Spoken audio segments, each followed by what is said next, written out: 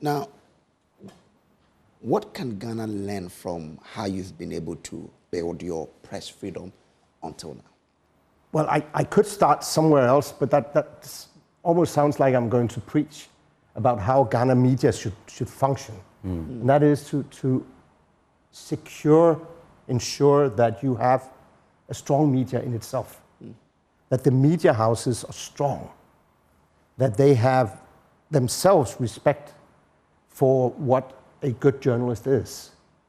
I have a lot of respect for journalism being an instrument of reporting the news, whatever happens out there in our country, in the world, to people so they are well informed. But just reporting the news on a day-by-day basis as they pop up is only part of journalism. You also need to, and I think I heard you say somewhere in the introduction, you need good research.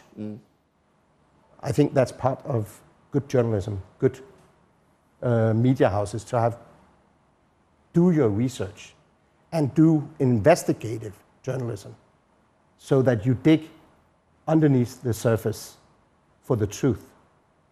The role of the journalist is definitely to report, as I said, but it's also to look for the truth wherever it is and whoever is covering it up. And it's sometimes you often have this idea that it's all about, government covering something up. It can be private companies, it can be private organizations, but really news is all about, having a solid media and a free media is all about being professional at what you do, report the news, but also dig deeper and find the real truth underneath. And of course, to be allowed to do so, that the media has that freedom to work independently in society.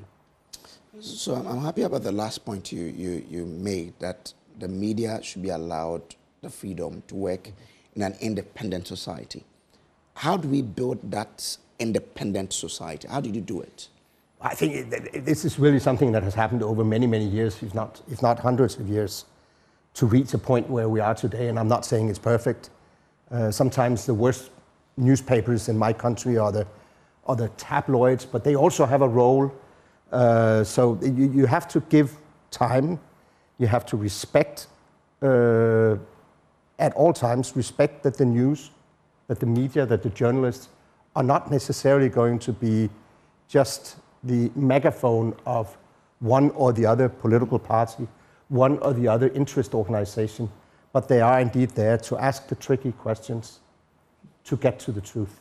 Okay. And that we all have to honor, and it is not always very nice, especially not if you're sitting in the role of the one being interviewed by a journalist who's asking the tricky questions. But we have to recognize the right of the journalist to do that and to dig deeper to find the truth.